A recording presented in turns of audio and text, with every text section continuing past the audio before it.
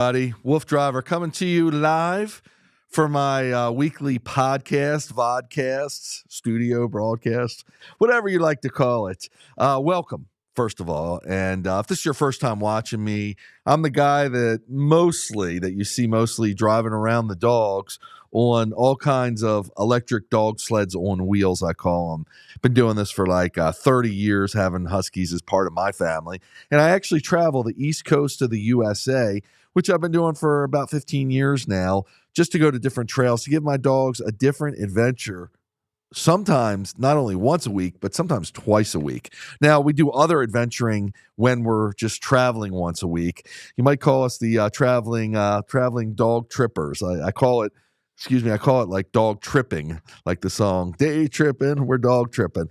So, by the way, if you have any questions, comments, concerns, if you just want to shout out, please don't hesitate, whatever social media platform you're watching this on, to let me know, and I'll address them personally. If this is after the fact of the broadcast, I'll be sure to come back, and I check almost all my feeds a lot, so I'll get to you. I know a lot of people want to do similar to what I do. Now, I'm a little bit of an extremist, and by the way, in the background, you're going to see me free ranging, and that's the title of this broadcast, is free ranging, which means free ranging, you probably heard that mentioned, like free ranging eggs from chickens that are allowed to roam free, and sometimes steak or cattle, free ranging, they may call it.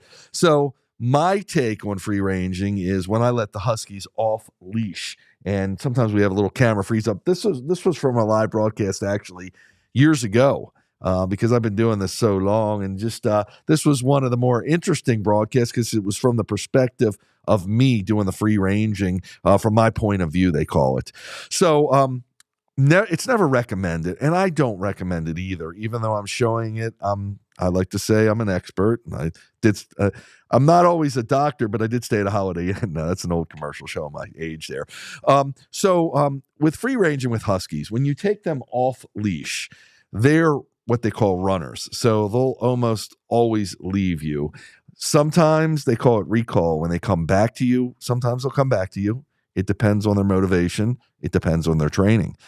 Usually, most Huskies will take off, not any, let me say, loss of love for you. They're not because they don't love you. It's just because they like to run. They're very intelligent, and they're prey driven. So they take off to chase anything, any scent they pick up on, any visual they make, and anything that entertains their mind, they go. So getting them back is usually difficult, and that's why they say some breeds are really good at recall, coming back to you. Huskies are not one of them. And unless you know for 100% that your Husky is trained under almost any circumstance, I mean, if your Husky's not fixed and the opposite sex goes by and they were in heat or they're ready, whatever, they will come to you when you call. Or if there is something to chase, a rabbit takes off, they're going to come to you. If you have your Husky trained to that extent, then you can entertain possibly free ranging. What I do, sorry for the freeze up again, what I do is my Huskies then were trained. That was a previous generation. Again, 30 years doing this stuff. They were trained no matter what, they would respond to me before they would engage in a chase, a runaway, whatever the case may be. So it's very important that that kind of training is achieved. And quite frankly, it's a lot of work. Because it's not, training them is not a lot of work. I have different methods, and I'm not going to discuss them today. But there are some professional trainers out there, few and far between, that really know Huskies. So be careful with that. But with recall, Huskies off leash, because they're so intelligent, they're so prey driven, a lot of times they will hunt for prey, even they're smarter than we are with their instinctual desires and what they do. So they might hunt for something you don't expect it's happening, and before you know it, they've got that prey in their mouth, and a lot of times small prey they will kill instantly. So not a nice sight. I don't like any confrontations like that.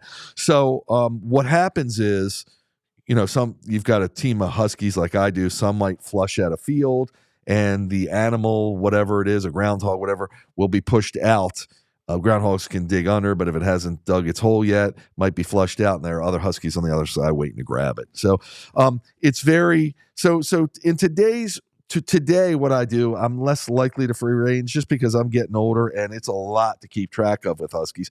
Now, in the winter, in an open field where you can see everything, because I rent farms to run my huskies at in all different capacities, whether they're tethered to my vehicles or they're off leash. But keeping track of them and all that good stuff, I use GPS collars, etc. But I'm just getting too old to do it. So what I do is I balance their on leash running, or tethering, or electric e-mushing, I call it. I balance that with other activities, which I'll get into. But I did want to show you this because it's important. And if you're a little more youthful than me and you have the capabilities to do it and the proper training, this might be something you want to do. I'm driving in an ATV, again, my point of view here. And the huskies will either chase me kind of on command. I can set that up for some sprint work, or they will actually lead me. And depending on where I wanted them to be is how I commanded them and how they did it. So any questions you have on free-ranging huskies, again, it's not something I recommend. I consider myself an expert, a professional, and I've been trained by one of the best master trainers in the world.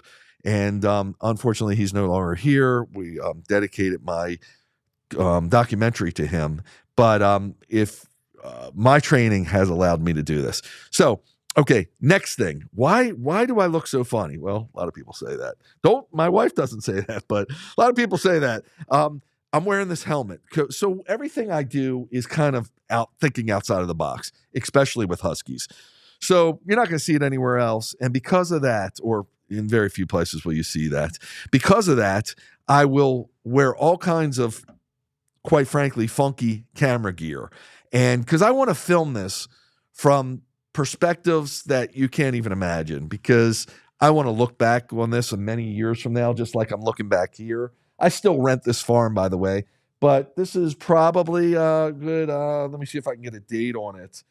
This is probably a good, 2017. So we're 7-8 years old right now.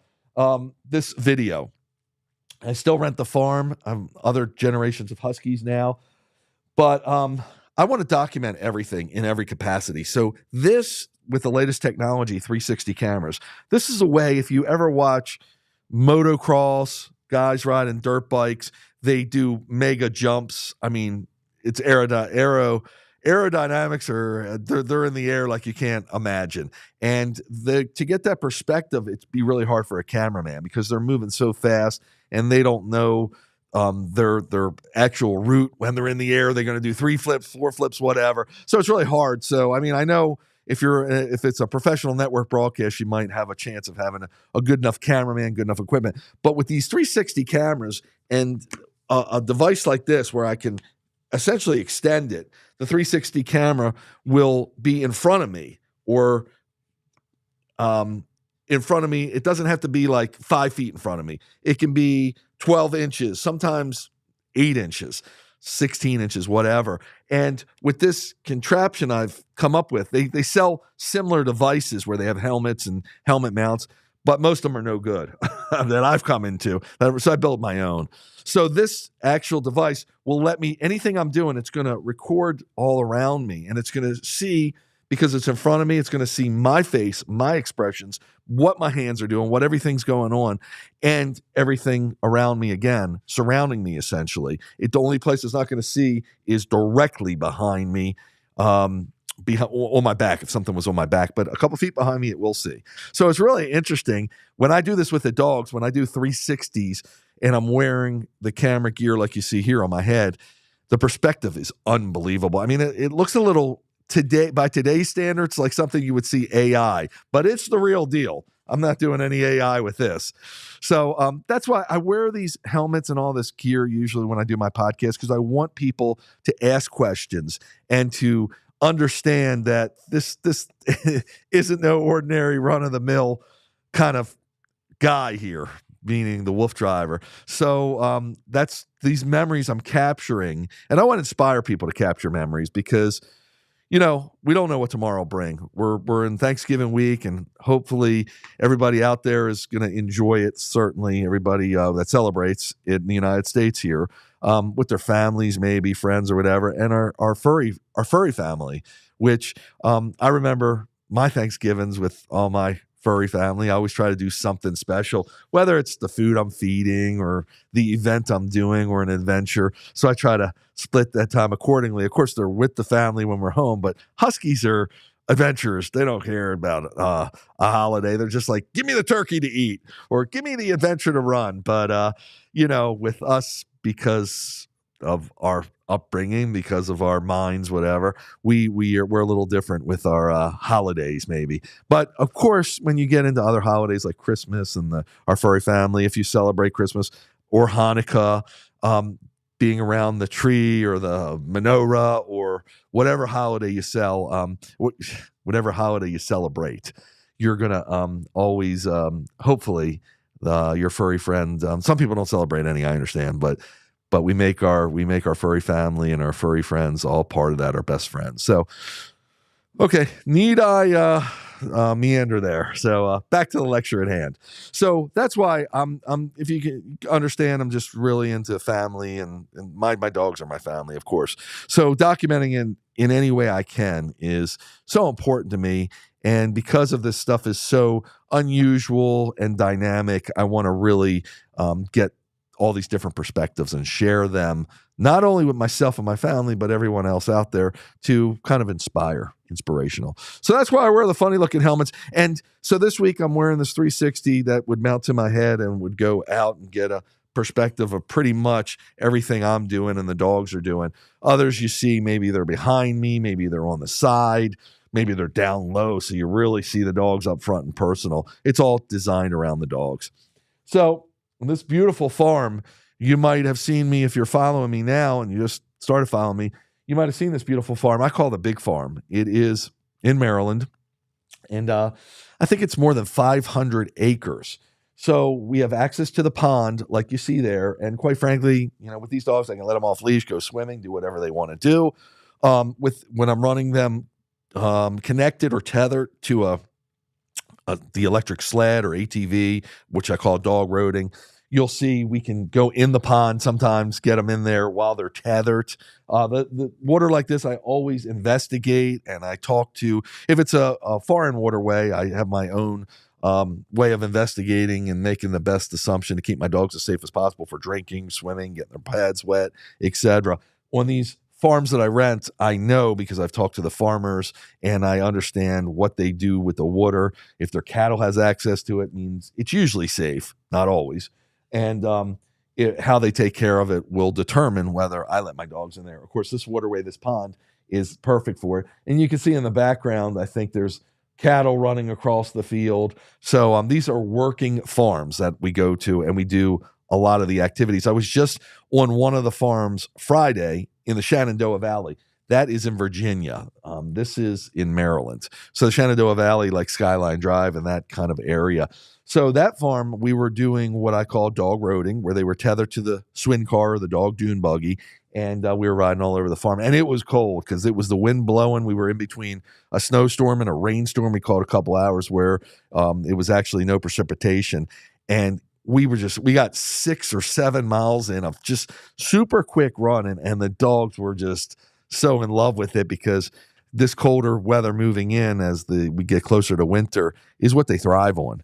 And being able to really air it out, exercise to their heart's content. And when we're in a farm-like area, all the smells of the wild animals and the farm animals, and sometimes the farmers have dogs. So usually our dogs don't mingle with them, my dogs, but just all the smells and the scents drives them off the chart. It's really quite a sight to see. And again, it's why I film. And I actually usually will have someone with me, a co-pilot. I've got a wingman. I call them the WooFDriver pit crew that will always film me from their perspective too. Sometimes it's flying a drone. Sometimes it's holding a camera in a bike or even an ATV ahead of me, etc. So that's all there. So next topic I wanted to touch on, again, please feel free if we have any questions or comments to leave them there, even if it's after the fact, after the broadcast. But next topic I wanted to touch on is my electric dog sled on wheels, which I don't have a picture of, but if you've been following me, you're familiar with it. It's the only one you'll probably see anywhere in the world because I pioneered it, invented it. So the dogs are out in front of me. It's built on at least some of the ones that I've built on a regular conventional trike or bike trike frame. So it's recumbent, which means it's almost laying down. You're in a position, you're almost laying down. And I've taken the pedal assembly out and I've added something I call the mushing bar. So if you're familiar with dog sleds, a tow line or your center line would be where you hook the dogs to. So imagine that, but a rigid one. And then I've got what I call U-bars, or they look like big U's or W's, if you will, and they give me a few tether points that I can attach the dog to. So imagine it like it's similar to a Seiko cart, if you're familiar with that. If you're not, you can look it up on Google. And it's really an interesting setup because it keeps the dogs in a concise footprint, I like to mention. So it makes adventuring with the dogs on almost any, we call them rail trails, any bike rail trail. Those are old railroad beds that they've turned into bike trails all over probably the world, definitely the United States. So we travel the East Coast looking for different ones I haven't been to in a while, spectacular ones, etc. And because of the design of my bike, it's narrow enough that I can be welcomed on almost all of these rail trails, and I can fit through almost all of the gates. When I say almost all of them, some of these rail trails were built before recumbent bikes. Recumbent bikes are legal on almost any trail. So they're just a little wider because you don't have to balance yourself. They're for people as we're getting older too, that you don't have to worry about this balance, and you can be in that lower position, which is better for back, knees, etc., especially again as you get older, as us humans get older. So some of these trails were built before then, and they're still a little narrow. I find that there's almost always a 36-inch bollard. Bollards are the poles that stick up to keep the ATVs and cars from going down these trails. Sometimes there's gates inside the bollards, but that'll actually, I can usually find one that's about 36 inches. So I've made my whole setup below 36 inches and it fits the dogs nicely. So that means that we're welcome on all these trails pretty much. And any rail trail I find, I do read the reviews. I go on a couple different apps I use.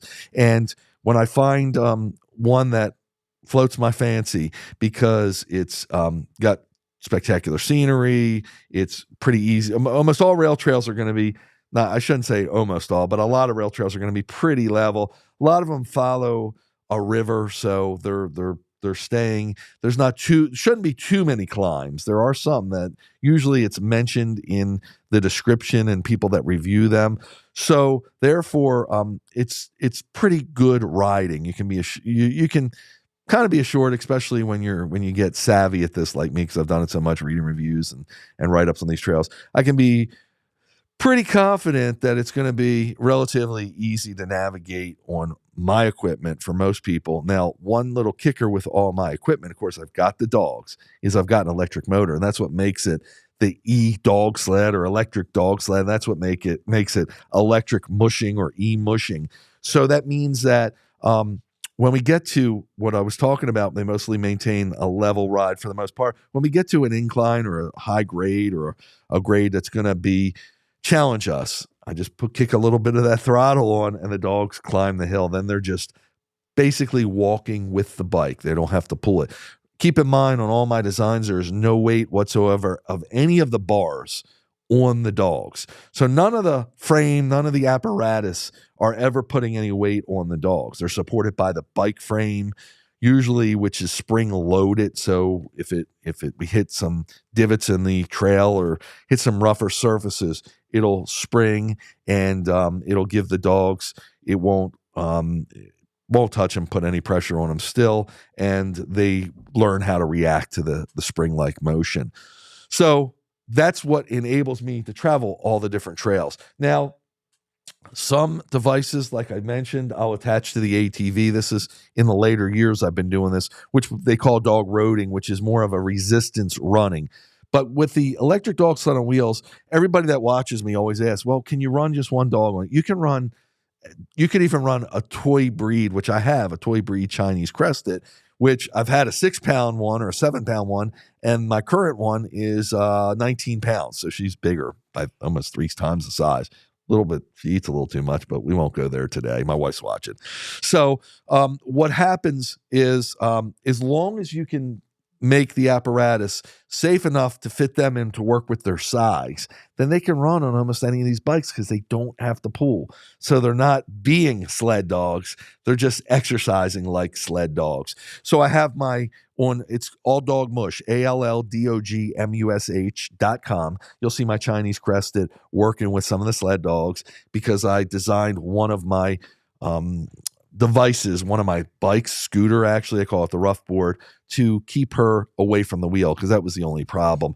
Most of these apparatuses, the dogs are away from the wheels in some way, shape, or form, whether I put wheel guards on them. But eventually, when the dogs get trained enough and they're depending on the dog, you can give them full access to the wheels. They understand it, they know it, and they're fine with that. So the electric dog sled on wheels. So most people are asking me, can just one dog run? Can just 2 dogs? Because I'm usually running 4. Sometimes I'll do 2 in my neighborhood just to keep in shape. I'll match the dogs more evenly. So the faster dogs, I'll take on a real quick sprint up and down neighborhood streets because I can do it real quickly and get their energy out. And it's not an all-day adventure like our other adventures. Then I'll take the dogs that are a little more calmer and like to stroll, and I don't rush them, but I'll kick it up a little bit of speed for them, but not as fast as the sprinting dogs, as the faster dogs, so I can evenly match them. So 1 dog, 2 dogs, you could do 3 dogs. And most people have never seen my 3-dog design. I'll be showing that. And 4 dogs is what you usually see me doing. I've just pioneered a way to run 6 dogs. So people have asked me about that too. And I subscribe. I'm on Facebook, of course. So many people are watching me here now.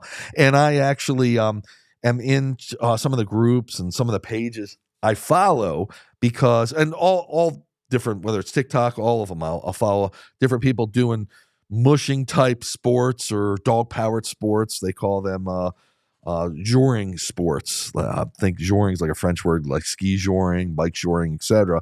My sport, what I call dog moto sports, that's what this is all about. That's what I pioneered here with the electric dog sled on wheels, is all about the dogs can pull if they want, if they're age appropriate, if they're conditioned properly, they can pull. But if I don't want them to or they don't want to, they don't have to. And again, Chinese Crested, my small toy breed, is not going to pull. My elderly Huskies, when I have senior Huskies, I don't want them to pull, maybe on a very limited capacity. And puppies, before they develop, before their growth plates meet, usually around 2 years old for Huskies, I don't want them to pull until they're age appropriate for that either. So with all of my equipment, they don't have to pull, and I can keep them from pulling, usually in some capacity, to keep it safe for all ages. So now I've developed the electric dog sled on wheels to do for 6 dogs, and it's quite a sight. Now, I haven't tried it with 6 dogs yet. I'm hoping to do that in the near future, but I took it on a run yesterday. We went to we were in West Virginia, and we went to the Panhandle Trail, and it's a great trail. In fact, I didn't even know how good it is. So the past 15 years, this was only my 2nd or 3rd time there. It is a paved trail, and I know people get really squeamish when they hear paved trail, like, I don't want to run my dogs on there. But quite frankly, for what we do for dog moto sports, we couldn't live without paved trails. It really keeps the dogs' pads well conditioned, well calloused, or healthy callus on there, as well as their nail claw lengths. Really helps maintain them. Of course, the groomer can cut the nails, the groomer can grind the nails, but it's usually stressful for the dog. When they can do it naturally, it's really wonderful. So with asphalt or smooth surfaces, smooth, hard surfaces, I like to say most trails, if we need booties, or most situations, or it's more dog dependent than trail dependent usually. There's some varying factors in there, how fast you're going to run them on it, the time of year, and also the length of the run, and how well conditioned the dogs are to that surface or to these surfaces. Keep in mind, I know sometimes some dogs, depending on the dog, might need booties all the time. Some dogs might be good without booties almost all the time. And it's usually age that a lot of that, depending on the dog, can change with their age. So as dogs get older, it's harder for them to lift their legs up because usually of age-related diseases like arthritis, etc. So they're not lifting as high, it's touching the ground more, and that starts grinding at their pads, especially their nails. So you're really likely to hit a bloodline because the nail gets worn down so much, and it looks like, all out terrible, like war, but it's because that nail line will bleed really profusely. But usually dogs, like when I run them and condition them, when they're in their youth, when they're younger, they can usually run on these asphalt surfaces for many, many miles without any effects, and with keeping, again, their pad properly conditioned and their nails at a nice, a good length. Now, keep in mind also that some dogs will have dew claws, some people have them removed, some dogs don't have them, etc. That's not going to ever wear on the concrete, or the asphalt. So that's usually a nail that'll still always have to be maintained through grinding or cutting, etc. But in any case, the 6-dog design on the electric dog sled on wheels is a sight to see. I hope to post some of those videos today, tomorrow, and the coming days. Really interesting, because people have contacted me and they have more Huskies than I do, and they're like, can I run 6 dogs on there? And this is a way to do it. The only if there's a drawback to it is the rear dogs are going to be behind you, so you're going to need to focus on the mirror. So usually putting your more trained dogs there would be a good idea. For me, because I'm out on the trails with a team, someone can be in front of me, behind me, etc., so they can watch the rear dogs until everybody gets comfortable with it. Also, because everything, as I mentioned, is spring loaded. So if you have your dogs in the rear, if anyone stops, some dogs will stop to go to the bathroom, mostly with sled dog teams, large teams. The musher, they can't stop for every bathroom break. Therefore, the dogs learn to go on the run. Some of my dogs will do that. Some still stop. If I see them or feel them stop, I'll always stop the bike. Everything being spring loaded, it really helps keep any kind of pressure off them, and they understand how the spring works when they feel it start getting tighter, like, oh, the bike's not stopping, so I need to keep going. So that helps train them too. But if they're in the rear and they were going to the bathroom and I couldn't see them because I took my eye off the mirror, maybe the spring, I'd feel them. But none of this equipment I use is going to hurt the dogs in any way. They're just going to feel that spring. You're going to feel the pressure, and because this is what I do. And as you do it, you learn everything. You're going to learn to stop so the dog can relieve themselves or whatever they may be doing. Also keep in mind, dogs, keeping them going at an even pace will keep them from marking. Because some dogs, when they get on here, if you go too slow, if I mix senior dogs, really older dogs that are limited mobility, and I have to go almost at a crawling space with younger dogs, and the younger dogs want to go, it's hard to manage that speed. So that's where the masterfulness of what I do is important, and to evenly balance it. So sometimes I'll challenge the younger dogs. I'll put weight vest on them, or I'll hook them up. I'll use different harnesses, resistance harnesses, or the way I hook them up will give them a little more of a workout with less engagement, with less pulling power. If you understand what I'm saying. If not, please ask me any questions or comments. I'm going to ask my producer, do we have any questions or comments, Rod? Okay, so now's a good time. I'm going to address everybody out there. So Ashstrong, I'm going to say it, Ashstrong Gaming and Hunting. Oh, I'm making sure I'm saying Ashton Gaming and Hunting. Hello. Thank you so much for stopping in. I really appreciate it. Yeah, a lot of dog roading. So I mentioned that briefly. And if you see when I attach the dogs to the ATV, when I attach the dogs, like I was running them last Friday in the Shenandoah Valley on the Swin car, what I call the dune buggy, very similar to an ATV. It's called dog roading. And what that is, and that was designed, I believe, for hunting dogs to actually condition them. It's more like resistance running. So they usually don't use it with sled dogs. And a lot of the dog motorsports that I'm pioneering here is a mixture between the dog roading and between the joring sports, dog-powered sports. So it's really interesting. So I know a lot of the hunting people are more familiar with dog roading, and it's really a cool sport. So with dog roading, a lot of the hunting breeds and even other breeds, when you get them out there and they do it, you don't do it for a long time because most of these breeds aren't about endurance like a husky, or at least on a husky level.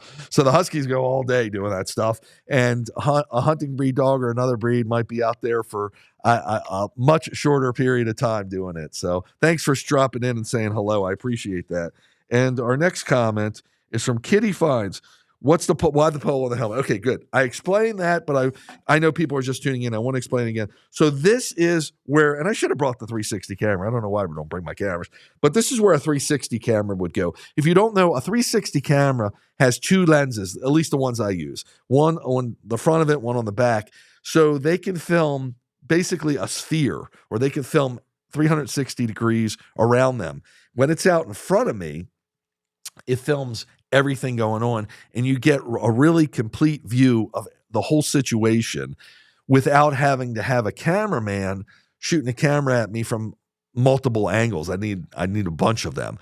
So the only setbacks are that the quality isn't as good as if a cameraman was shooting with a high resolution camera like a 4K or 8K camera. Even though this camera that I use is an Insta360 X4 is 8K, it's still 8K in multiple directions. So if another camera shooting at you, I know I'm getting a little technical here, geeking out. I'm sorry about that. But if one camera shooting you at 8K, you're going to get much better quality than this camera. But this is pretty good, and it looks pretty interesting. This pole will actually go in and it'll go out. If I can do this, yep, just like that. But it doesn't have to go too far out. So once you put a camera on there, it starts weighing me down. That's why I got the chin strap, and that's why I've developed this mount like I did. So that they sell apparatuses like this, but they're nothing like I designed because I'm out in the field using them. Most of these people are designing this stuff aren't really as engaged, and they sell some of the products, but they don't work as well as intended. My personal gear, a lot of it I custom build. Thanks for asking, Kitty. I appreciate that. Okay, great. So, okay, I'm going to put my pole in a little bit so I don't look as crazy.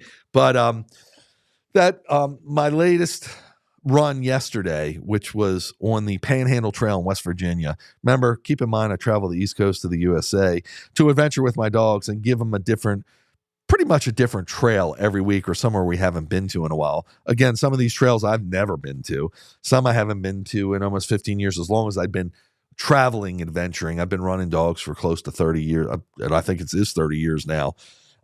What you're looking at on the TV, if you're just tuning in, is my dogs out there in the field, free ranging. So with all the work we do on leash or tethered to the different bikes, joring sports, I call it dog motor sports. Mine, again, it's a combination of the dog roading and the dog powered sports. I like to balance it. So I see people, and this can happen to anyone. Dogs get injured just from sometimes everyday activities, sometimes from doing more intense training, like I'm talking dog-powered sports, dog roading, etc. So I try to challenge my dogs and keep them as conditioned as possible with not just one kind of exercise. Because like a human, I feel if we just do curls, we're getting some work on our tricep, but it's mostly focused on the bicep. So it's not giving you a complete workout. So you might do a tricep raise and you might do a curl. Then you're trying to hit more parts, but then you've got your forearm. So you can isolate training. I used to be heavily into physical fitness. So depending on the muscle group you're looking to exercise, that's where a professional trainer can come in to help you focus on that group. With my dogs, I like to address that similarly in the sense that if they're just doing joring sports, just doing pulling sports all the time, some of their other muscles and muscle groups aren't getting addressed. And so I try to give them the most complete workouts and exercises as possible. So I do the joring, I do the dog roading. Again, is a different kind of sport because that's resistance running. The joring sports, and they're different harnesses, are an actual pulling sport. So I call the resistance sport, the dog roading, more of a pushing sport, and I call the joring sports more of a pulling sport.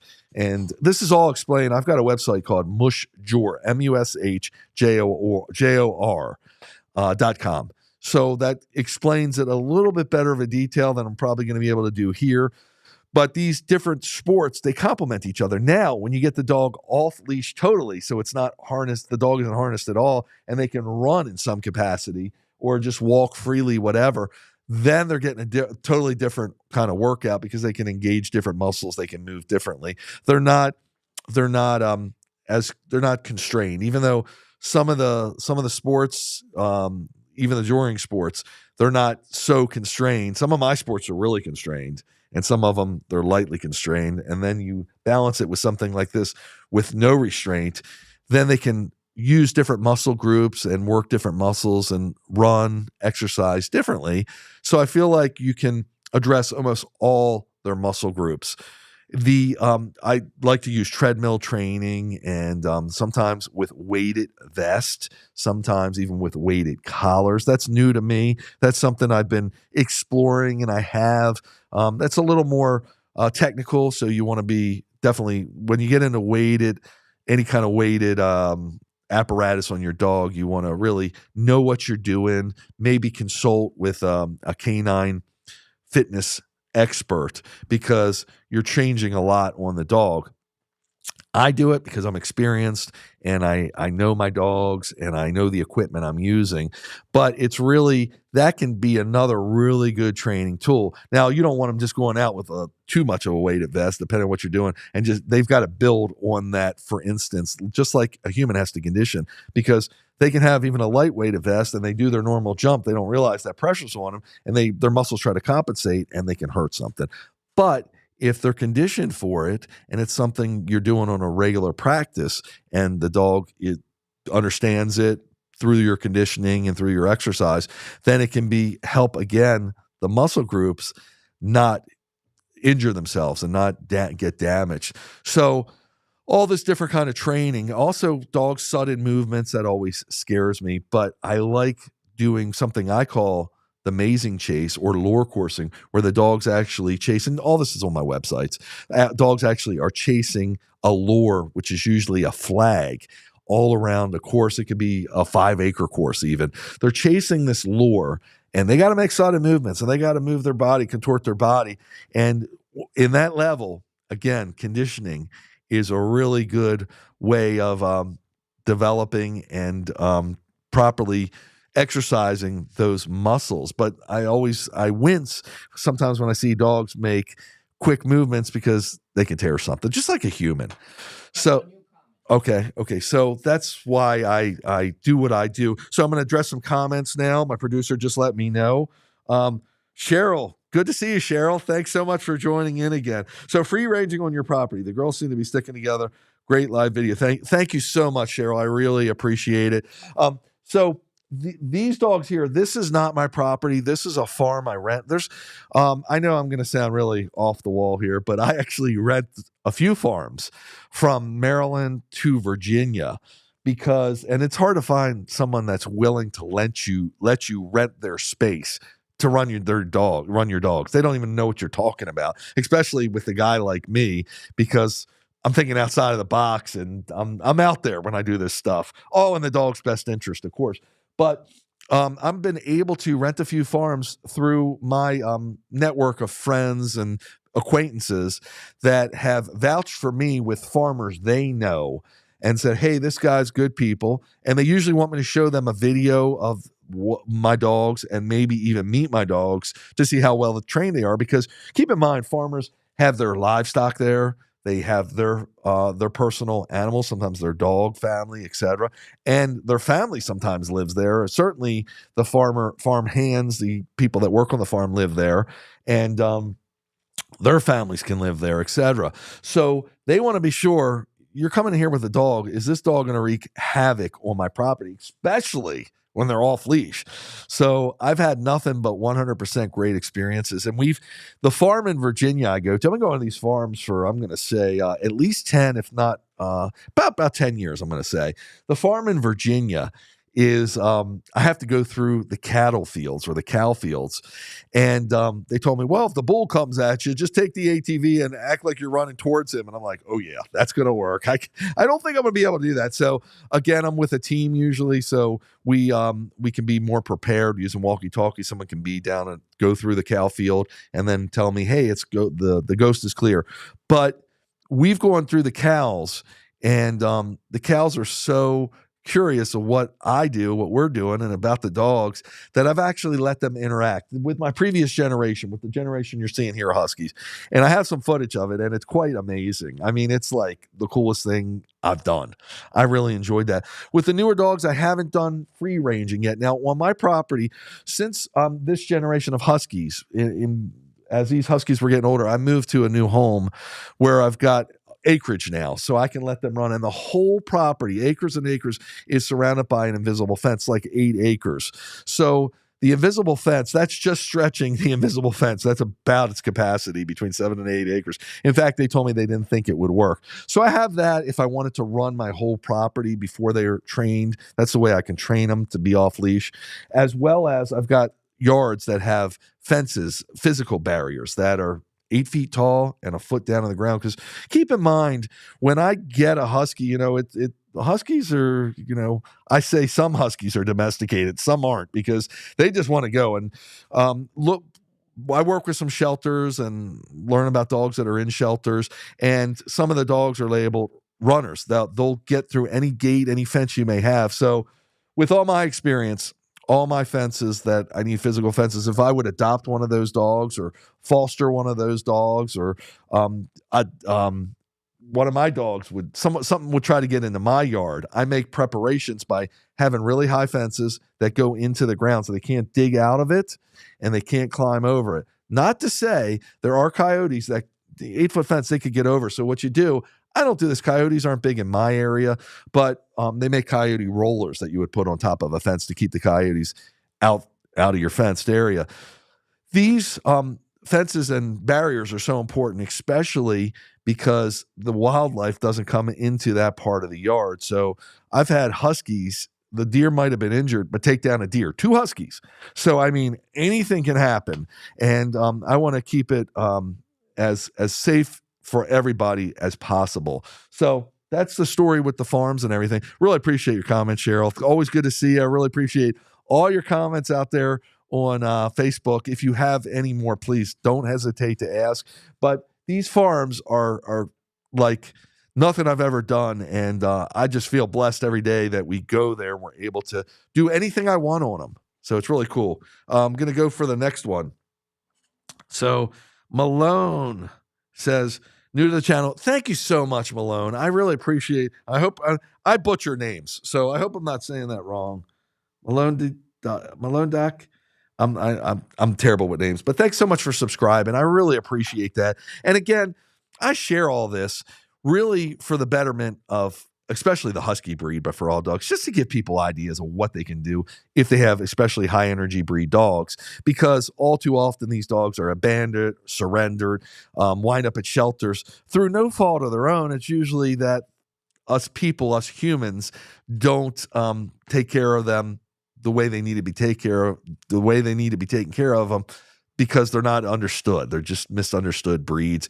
And some of their behaviors are because they're lacking enrichment, whether it's physical, psychological. They usually go hand in hand, and they act up, they escape their yard, they do something that we take wrong. We take, well, that was an aggressive behavior, that was a terrible behavior, but it's because they're lacking somewhere else. So that's why I do what I do, and that's why I share, most importantly. So thanks so much. Welcome to the channel. And so Kathleen, so great to see you. Hey, Kathleen is a viewer. Kathleen probably remembers this video when it was live back in 2017. She knew all the dogs back then. I was that were part of my family, and Zorro, I used to take on the motor. I took them all on the motorcycle. So happy Thanksgiving to you. So wonderful to see you.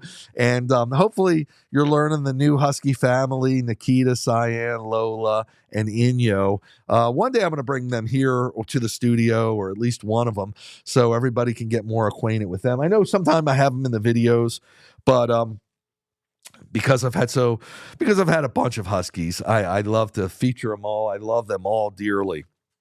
So wonderful to see you, and thank you so much for all your support. Really appreciate that. And we're seeing, yes, you do, Kathleen. Thank you so much again. I really appreciate the love. Really appreciate it. And if we've got any more, my producer's gonna. Okay, thank you, Rod. So it's so cool.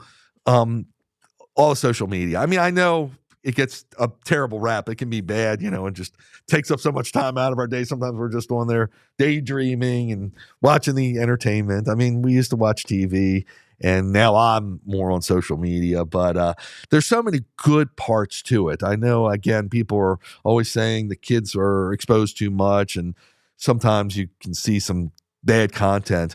But on the good side, there's so many cool things about it, and just meeting the people that I meet through social media is so wonderful. And I'm still able to have a really good memory. So I remember people from back in the day when I was just getting started out being on social media, when you could first do live broadcast and when you could first start posting what you were doing. So it's so cool to see everybody, and everybody to watch all the different development between my dogs and me, and between everything they do. It's got some really good aspects to it. So I really appreciate it. I mean, you always got to take the good with the bad in life. And, that's the yin and yang theory. And as long as we can differentiate for ourselves, I think we can pick the best parts of what we like and let them run free in our mind. So my last thing is, I used to have this saying, and this goes kind of hand in hand. I used to say, live clean, run wild. So what I would always refer to as just live life by, of course, you've got to respect others. That's the most important. Laws of the land, other people's personalities, choices, whatever. Respect that. But I live a clean life, meaning that everything I do is, in my mind, the best I could do, and treating everyone with the utmost respect, and that frees our mind to really be empty and to just not have to worry, well, did I do this right? Did I do that right? Did I do this? You did it the best you could, and you can just run wild now because your mind's not bogged down with a bunch of worry. So it's I've got a deep martial arts and spirituality background. So I use a lot of that. I actually use a lot of that in my dog training. And because when we train dogs, they have so many different personalities. That's why we love them. I mean, each one, they can look identical, but they're two totally different dogs. So when you train them, you have to really sometimes think inside of your mind, because you have to custom tailor what you're doing for that particular dog, because one dog might exhibit a lot of fear where the other dog is confident as can be. So even though they might look the same, they're totally different. So you've got to reach in your mind and understand that. So a lot of yin and yang, we could have called the show today. So our video is just about over. But you can see some of that farmland. And again, that's me in the ATV. And a lot of times back in the day, I would go to these areas by myself sometimes. So it was nice if I knew I was going to be confrontational with cows and everything, I would have someone with me, a team. But usually today I'm traveling more with people just because I'm getting older and got younger dogs now. So the first times we're doing this, or as we develop and their personalities are developed, I really it's great if I can have an extra set of eyes, because again, where we're traveling is a lot of times unknown territory to me. So hope everybody enjoyed it. I had a great time on the show today. I'm just trying to clear this out. And you can always find me on the internet, WooFDriver, a lot of different websites. You can put it into Google, and social media is the same thing. I will say on Facebook, there's a bunch of old WooFDriver pages. They're not active now. I got to figure out how to archive them one day.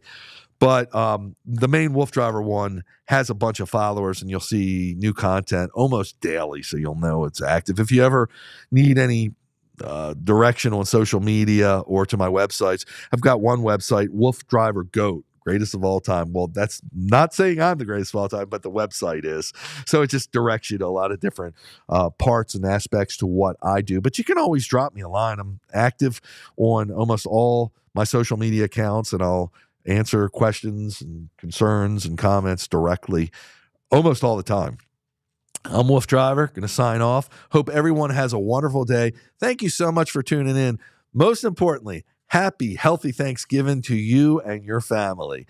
See you next time, hopefully next Tuesday around 11, 12 o'clock on this live broadcast. But I'll be out on the trails and out doing our stuff almost daily. Look forward to seeing you then.